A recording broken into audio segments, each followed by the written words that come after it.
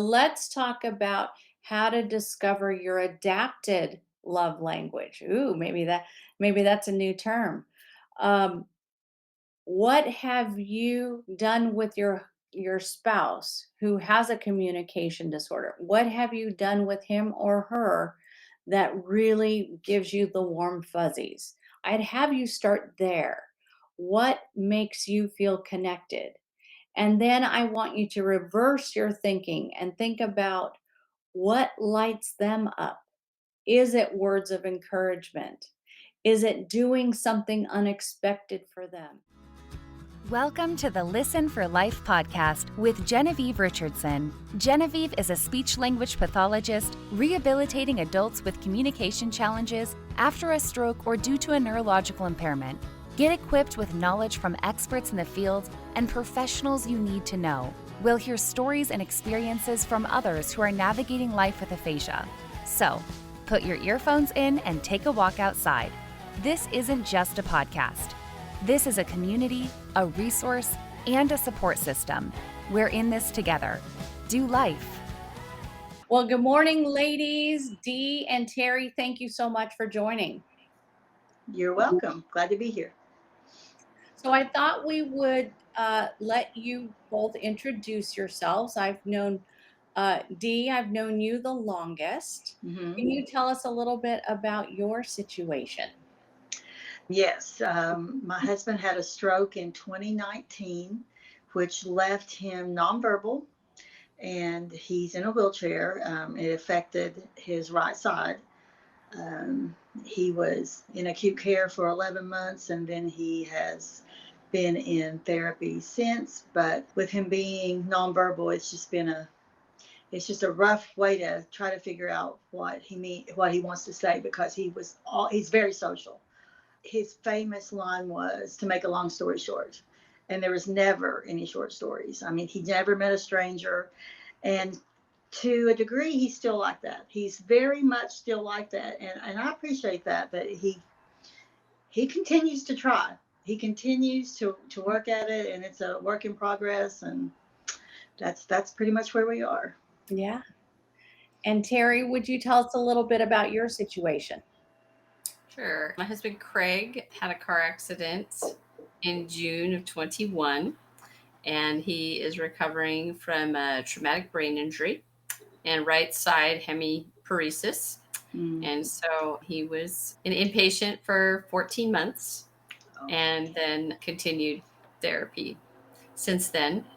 And we came to know Genevieve just recently, and has been a tremendous help in helping pull Craig out. He too is very much extroverted and never been a stranger. And so I think that works I think it's a blessing that works to their advantage, and sound like to maybe, your husband too. I agree. To help. Mm-hmm. It's a good motivation to help them learn how to communicate in a new way. Yes. It's usually everybody else that they're the ones that won't communicate. It sounds like your husband's like mine. They don't mind a bit. We're just going to try it. And everybody else is a little standoffish. Exactly. So yeah, we're just learning, probably too, how to be that connective piece. Yes. And go between to connect the two. Yeah. And even though it's off topic of where I wanted to go today, I wanted to touch on something that we've talked about a lot, is letting him just go for it. Right? We worry, right? We worry about how he's going to get received. We worry about what people are going to think of him and you. But yet just recently he wanted to get on FaceTime with someone. Mm-hmm. Can you tell us a little bit about that experience and what that was like for you? Yes. He has always been the one that would take a risk, and I'm not a risk taker. I like to know before I step my foot in what the temperature is going to be, how fast the water's moving, and what is in it. He doesn't care. He just jump in. So he wanted to FaceTime someone that he knows really well. But I was trying to get him, okay, you got to give me the topic first. It's someone he used to work with. what's the topic? What? Because I thought, I'm not going to get you on here and then you fail. And we were talking with Genevieve, and it was like it just washed over me. This is not a Glenn problem. This is a Dee problem. He is willing to take the chance, and Ron doesn't care. But what's the worst he's going to say? Hey, buddy, I don't know what you want. You know? And so I had to apologize to him. And he actually did talk to Ron, and Ron did not know what he wanted. But while he was on the phone, they talked about other things, and then we kind of worked on it. And to this day, I really don't know what his main goal was, but he seemed to be satisfied with that. And it is a me problem, because the best times that we have had, the very best times, is when I just let it be. I don't try to interfere. I don't try to be the referee. I don't try to make it easy, because I think I'm stressed, and that stress plays out. And our son has been a really good one to say, Mom, I'm talking to Dad. I'm talking to Dad. You know, which basically says, get out of the way. And so, but that's tough for me. And I'll tell you one more thing that we did. He kept pointing to this building over and over and over for almost a year. He pointed to this building, and we would pass it every time I went to therapy. Finally, I got tired of it. I was pulled into the lot. I had no idea why I was there. I walked in. I said, look, this may sound strange, but my husband is Glenn. I just went through the whole spiel. He goes, oh, yeah, I know him. He knew who he was, and he had even visited him, and I didn't even realize it. So the guy comes out to the truck, talks to Glenn. They're great. It was over. So I suffered for a year over that. So I don't know. And I don't know if Craig is nonverbal or whether you have those same types of issues, but I just have to get out of the way, because it's a trust issue. I have to trust that he really does know what he's talking about. So good. So good. Yes, Genevieve and Mary Beth are helping us to learn how to help Craig become more independent. Mm-hmm. And because he had to be dependent there for so long, yes, that now helping him take the lead and trust himself more. Mm-hmm. And for me to trust him to trust himself, and when to back off. Right. And it's hard. It's a hard balancing act. It's a whole new learning experience. Yes. Because you're just there, fight or flight, mm-hmm. Mm-hmm. adrenaline rush for so long in survival mode, and to just slowly undo that and rethink. Oh, yeah. How it's painful. Okay. I just walk away sometimes, especially when he's trying to do something physical, because and I don't know, it's the nurturing part where I taught kindergarten. Sure. I just have to get out of the way and let him do it. Yeah, it's a hard line, isn't it? Yes. To just know when to, that Kenny Rogers song. I've been singing that a little bit lately. Know when to hold them, know when to fold them. Exactly. Know when to walk away and when to run. I love that. That's perfect. That is perfect. But we're all in, right? We're all into this. Right. Or else we would have been gone. Yes. Yeah, long ago. Absolutely. And you didn't ask for it, but here you asked for it. You asked for it. I asked for it when I married him. Right. So it is what it is. And we don't want it, but you just have to deal with it and do the best you can. That was our covenant commitment, right? Yes. And yes. So for better or for worse, thicker for, But sometimes you do want to run. Not gonna lie. For sure. But that has been interesting, and particularly in the conversations, like you said, FaceTime and just on the phone, having to be the interpreter for so long. Mm-hmm. And now just backing off of that and just letting them have that conversation, not stepping in, not correcting, just letting it go. And just let it be. That's a whole Yeah. That is a whole thing. Well, with it being the month of February, I really wanted to focus. I talk a lot on the podcast, especially, since the holidays last year, starting in October, a lot of my episodes were about connecting and Yes. interpreting and role reversals. And I mean, just so much stuff. Yeah. So I wanted to take this another step further because it's February and Valentine's. This will be coming out, Valentine's week. I really wanted to talk about the love languages by Dr. Gary Chapman. And Mm-hmm. I had first heard about the love languages when my kids were little. I think it was in one of my mommy groups or whatever. And it made a lot of sense to me that each person needs something different. And then each person gives love in a different way that's meaningful to them. Mm-hmm. And Dee, with you and I, we've had lots of these conversations Yes. uh, because, and do correct me if I get this wrong, but you thrive with touch and spoken language. Yes. And yeah, right. And this has been right, which Yes. when your loved one is most of the time in a wheelchair and is mostly nonverbal. Mm-hmm. Yeah, tough stuff. It really. Yeah. So, Terry, to fill you in, there was one thing we got Glenn to do. He doesn't think to show affection, but when we're online, it's usually the three of us on a session, and I just kind of go, "Arr," like you can't see because like, and then he'll look at D. Wait, got to get the right way. He'll look Yeah. at D. He'll smirk, and then he'll put his arm around her. Right. Right.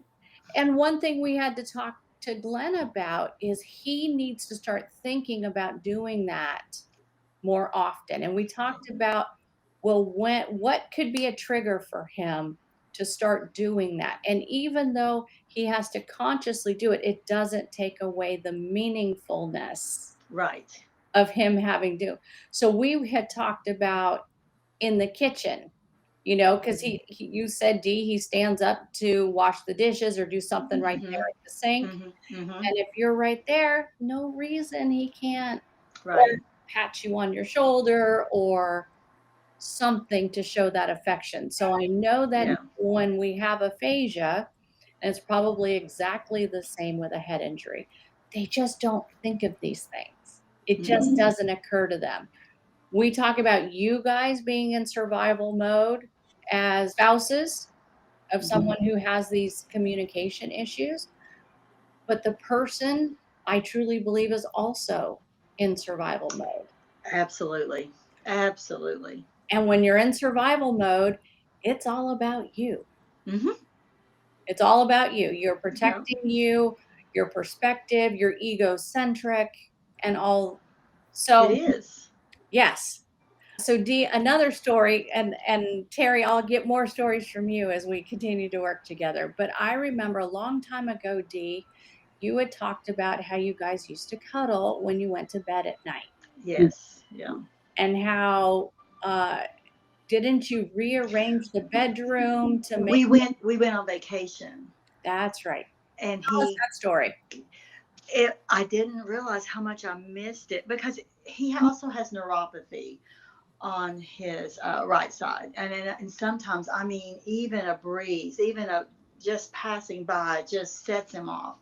So for a while there, we slept in separate beds, and then I got back in bed with him, and it's to the point where we actually share different covers because if it touches his shoulder after he gets it fixed, then it bothers him. But we were on vacation, and it just so happened the beds were the side that he got in was opposite, and I could get in and actually put my head on his chest, and he could put his good arm around me, and it was just absolutely wonderful.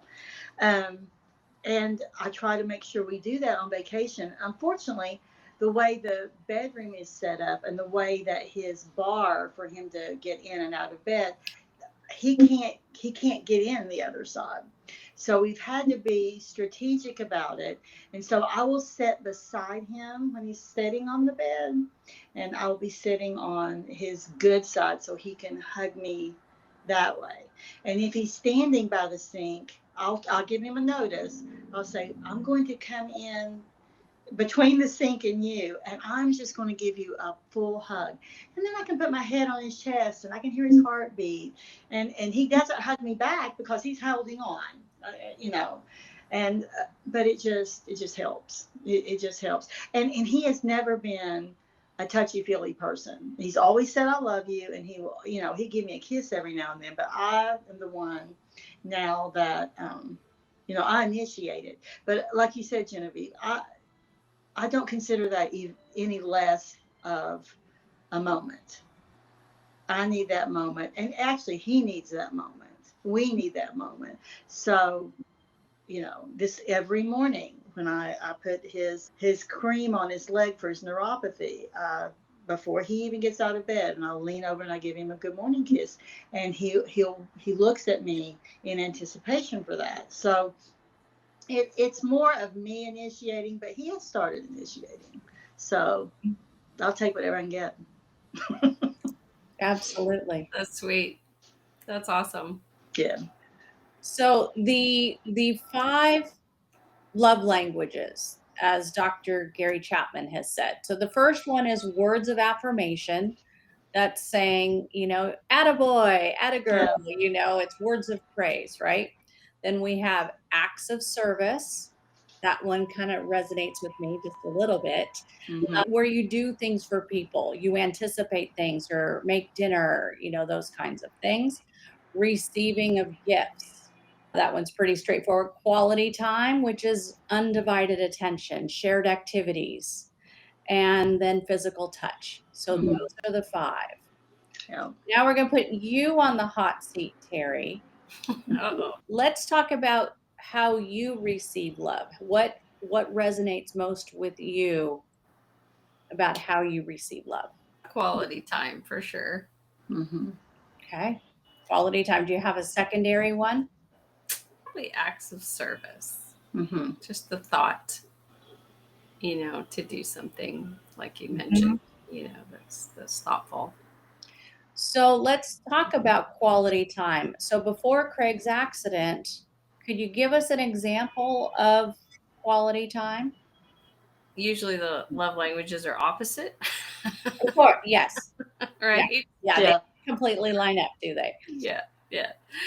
And so he would want to go for a drive, and he still asks for this today. Okay. Just go for a drive just with the 2 of us without the dog, just so there's no, distractions, and you just go and just be and just, visit. So it sounds like that's what you did before his accident, and you're able to Sitting together in the evening, doing different, just, slowing down, stopping. Yeah. and that's one point. Yeah. And just, having that connecting point, and just, before he trails off to sleep, just that connecting point. So that's been good. So your love language, what you like to receive is quality time. That's important to you. What do you like to give? Well, I think we give naturally how we like to receive. Yeah. So that's something that I had to adapt in our marriage and learn a lot of times the hard way, that his love language is words of affirmation and acts of service. So I've had to learn to adapt to that. Yeah. So you're giving him more words of affirmation now. And words of encouragement, and just cheerleading him on, and he can do it, and he just flips a switch. Yeah. You can see it. Wow. And it's just like, okay. And he's always thanking me, which has been huge. Thank you for making me dinner. Thank you. Yes. And he'll constantly be saying, "Oh, you're a really good cook," or giving me words of affirmation, which don't necessarily fill my love tank, but they're nice to hear, Exactly. Yeah. Absolutely. Yeah. right? And so he's very complimentary that way. That's neat. So, Dee, let's put the spotlight on Glenn. What is his love language? What does he like to receive? Definitely his love language is acts of service. I mean, without a doubt, and that has been, I think that's been difficult because he's a very hands-on guy, knows so much electricity and air conditioning and just really everything other than drywall. Don't ask him to drywall. But that's what he loved to do. And he loved to do it for whoever needed help and that sort of thing. I think also his other love language is words of affirmation. I think he does need that. He needs me to tell him, you're doing a good job, or recognize, I see your efforts, I see what you're doing. But it's really been a big change because he hadn't even retired from he worked for the railroad. He hadn't even retired from that, and then he had the stroke. So, and he loved to work, just loved it. And so that's where he would thrive. And so that's been a big change for him. Mm-hmm. So he likes to give acts of service. Mm-hmm. And you did say he likes affirmation and words of encouragement, but Yes. is that what fills his tank? What do you think fills his tank? Honestly, I think now, I would have said before it would be receiving acts of service, but I almost think it is quality time. I Mm-hmm. think it is quality time. And that's a balancing act as well, is to know, because there's sometimes I can't be there. I really truly can't be there. And he lets me know he doesn't really want me to leave. And you're kind of like, oh, betwixt and between. But I also think he still likes acts of service. I really do, because he gets out his paper towels and the Windex and cleans the windows.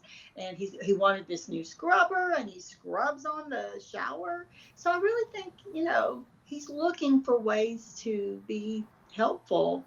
Yeah. And I think he likes that and he enjoys it. Yeah. I always have liked to give. Mm-hmm. I guess I'm in the right field. But I Yes. love to cook dinner. It's one of my things, but I definitely need words of affirmation. Mm-hmm. I would say those are on par for me. Mm-hmm. I need to know I'm doing a good job. I'm not sure where that came from, but be that as it may.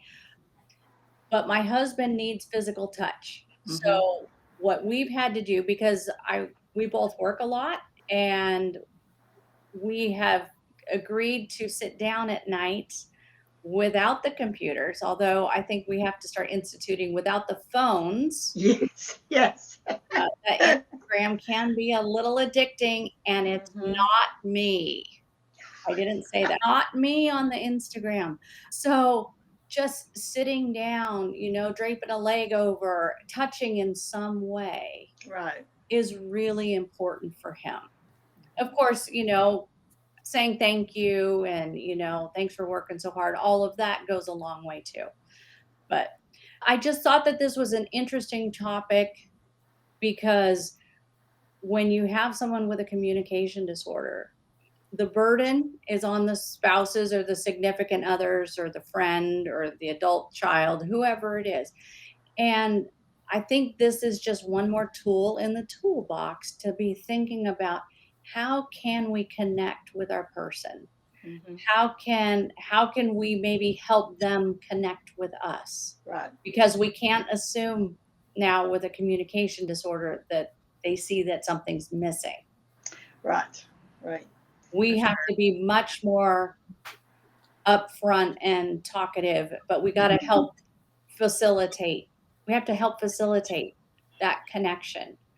So, as you may have heard in the past couple of episodes, I've been talking a lot about connection and how Yes. can you just do physical touch, a hug, a squeeze, sitting next to where your arms are touching. It doesn't have to be a big deal to help with that connection. And I think it reminds me and I need to be reminded that I'm not just the caregiver, because sometimes it is just one long to-do list and you're trying so hard to, okay, you have a very loose agenda, the way you really do. You have to have a loose agenda. But if your agenda is today, I'm going to, I don't know, clean out a closet, whatever it is very difficult to realize how many interruptions you're going to have.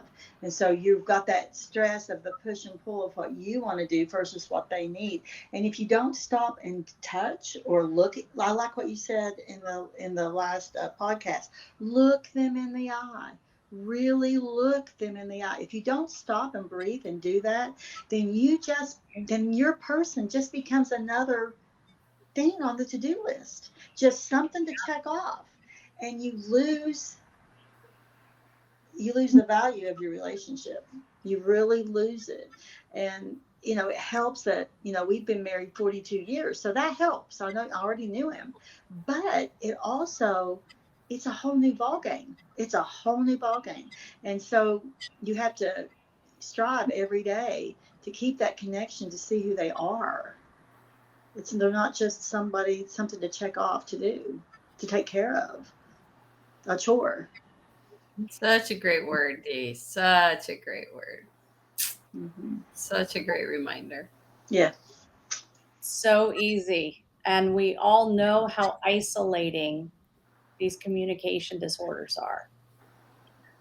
So we have to be strong. You guys have to be strong as a couple, as a unit, because you can't be divided. So we have to find a way for you guys to keep that connection. And then I think we have to take it a step further and educate, right? You guys are always having to advocate. Mm-hmm. You have to advocate with those around you and maybe give them ideas. Mm-hmm. Maybe Craig was, with what he did in his business, I'll bet he shook hands a lot. I imagine with his personality, he was probably a hugger too. Absolutely. And, and some people, his friends, family, whatever, may not do that for him anymore. They may be much more standoffish. They don't want to offend. They don't want to make him feel bad, or they feel squeamish about it. Like, what's it going to be like to hug somebody who's got weakness on one side of their body? Right. Do I shake their hand when their right hand isn't working? Right. And I think one more step is to coach those people around our people. Right. To let them, just give them a couple of tips. Just like we want them to maybe speak slower or turn the music off when you're talking, or let's, do something to make communication easier, not harder. Right. I think we need to extend that for the physical too. Like, oh, here, let me show you. This is how you shake with your left hand. Right. Oh, because I tell you, it doesn't occur to people. No, and Glenn will someone will reach out his hand at their chain at church to shake his hand, and he just gives him the left one and laughs. He just gives it, and he kind of turns his hand a little bit, and it's fine. It's good. Makes it happen. Yeah. Because connection is where it's all about, and when we're connected, we can push through the junk, the quicksand. Yep. All right, ladies. I am grateful to each of you for your willingness to come on and have this candid conversation, to give the audience your perspectives, because again, I think people are isolated. They feel alone. They don't get to hear what others are going through, and they might be in a very similar circumstance. And kudos to you for getting right in the thick of it with us. I mean, you aren't living it, but you're living it. Yeah. Right. And you don't find very many people willing to get beyond the surface level. You really don't. Even what I would consider very good therapists, they either don't have the time, they don't have the knowledge, but thank you for doing that. Yes, thank you. It's my honor and privilege to be here.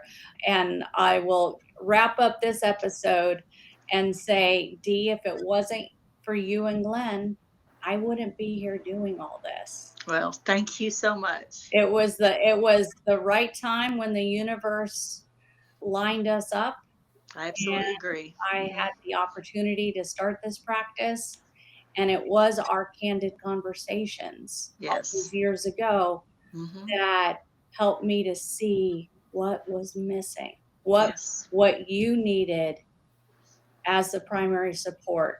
What all the, you get so much help in rehab, and you've got the social workers and the case managers and the therapists are all working together. But the further you get out of rehab, Hmm. the less resources you have. Yes. And when you're just surviving, you don't have time to get on Google and look it up. You folks Yeah. out there, you think, oh yeah, why didn't they just get on Google? Well, number one, what are you going to ask for? You don't know what you don't know. You don't know what you need. Exactly. And sometimes, Right. with Terry, you're just 2 years past all this. Right. Things are just settling in for you. Yes, considering the fact that he was in house for 14 months, you are in the newlywed stage. Truly, truly. Well, thank you Not both. the fun one. Not the fun newlywed stage. Yeah. Well, thank Not you what you both. That's want. a beautiful story of how you got connected, and thank you both for that because of all the lives, you're benefiting because of it.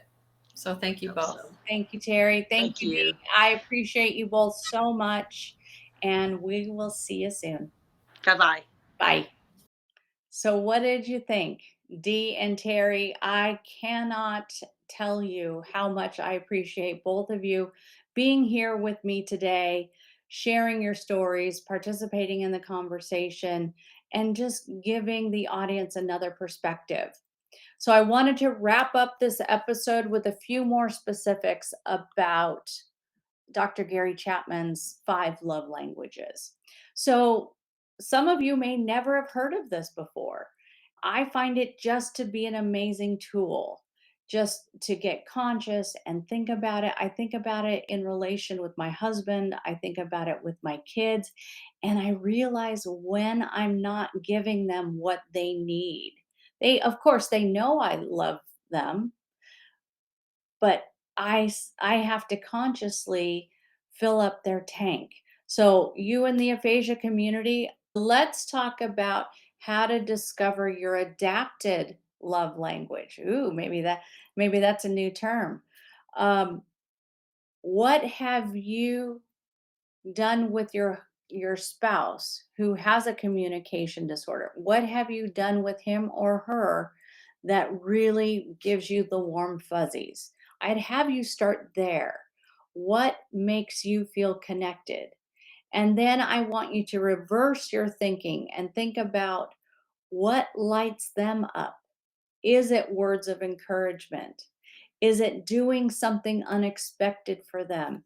Rubbing lotion on their hands, giving a hug, surprising them with a cup of coffee in bed? What is it that lights them up?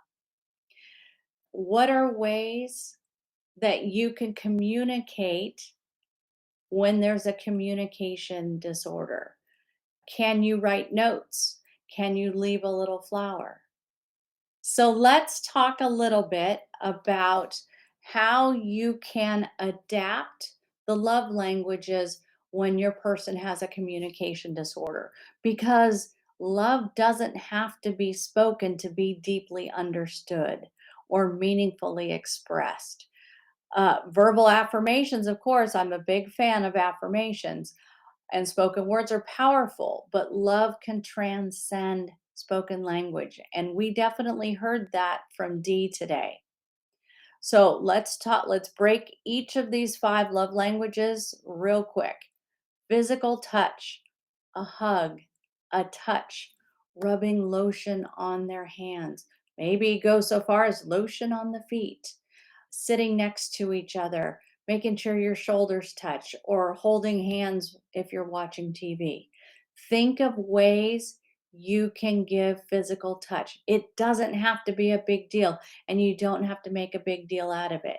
But if you're going to do it, pay attention to how does that make you feel and pay attention to how it's received. Does it light your person up? Can you tell that it makes a difference? Next is acts of service, doing something for another person, whether it's taking care of a task that they don't like doing. Yes, kids, are you listening? Yes, you can help me out. Show me love by taking out the trash for me is just one small example. What about bringing flowers home or it's going to be spring soon. What about picking some wildflowers and bringing those in the house? What is it?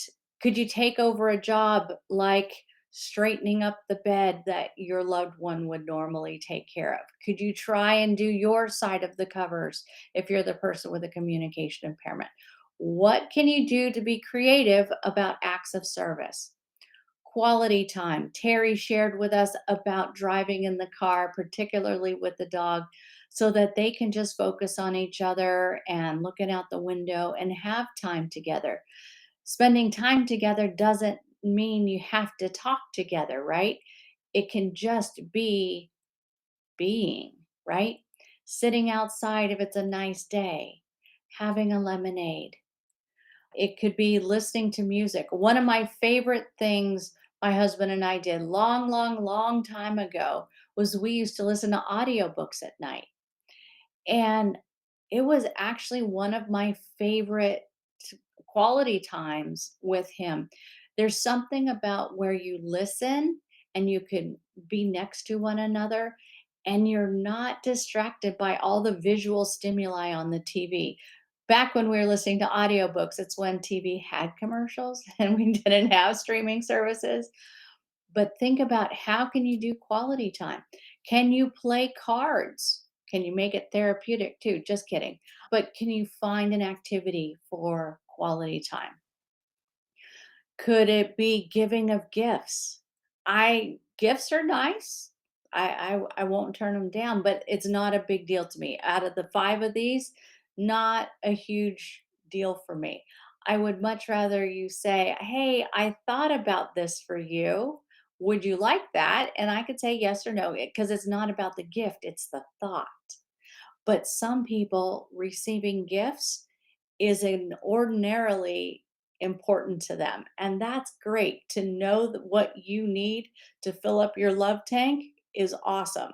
So, gifts doesn't have to be store bought. It's writing a note, drawing a picture, drawing a heart on a post-it note and giving it to your loved one. If they go to rehab, maybe it's sending a note with them or sending them a text, to their phone that says something, or it's a meme, or it's a GIF, or it's a something. Gifts don't have to be purchased. You can give gifts in lots of ways. And then the last one is gestures and expressions. This is so important. What Dee said earlier when we were talking about making eye contact, be present for 15 seconds. It sounds so simple, but it's free. We just have to stop long enough to do it. Gestures. I try to teach my clients that can't talk. This is I love you in sign language. We work really hard, really diligently to make sure that the clients I work with have a way of expressing this to their significant other.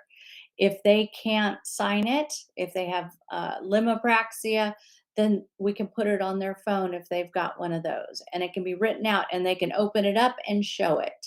There's lots of ways to show love, gestures, facial expressions, blowing an air kiss. It doesn't have to be a big deal, but I encourage each of you to think about these love languages. What resonates for you to receive and what do you like to give? And then think about your significant other. What do they like to receive? What do they like to give? And spend some time reflecting on it because perhaps it has changed. Perhaps your love language has have changed because of the circumstance that you're in.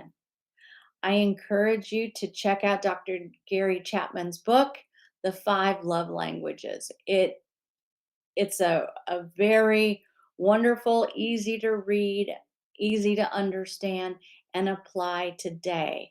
Go for the quick wins. This is my motto. Do the little things, build up some wins, build up some confidence, and then maybe tackle something that's a little bit harder. All right, folks, thank you as always for being here. If you like this episode, would you please share it with a friend? I need to keep building this audience, and it's with your help that we can get the word out. If you or your loved one has aphasia or a communication disorder, would you share this episode with your family and friends? Just ask them to listen to it. Subscribe would be great, because the more people we can reach, the better this world can be. Because folks with aphasia deserve love. They deserve attention. They deserve acknowledgement because they are worthy. You hear me say this a lot lately. All of us are worthy. And sometimes it's easy to forget that. Many blessings to each of you. Have a wonderful week. If you're celebrating, have a nice Valentine's Day, and we'll catch you next time. Thanks. Thanks for tuning in to the Listen for Life podcast.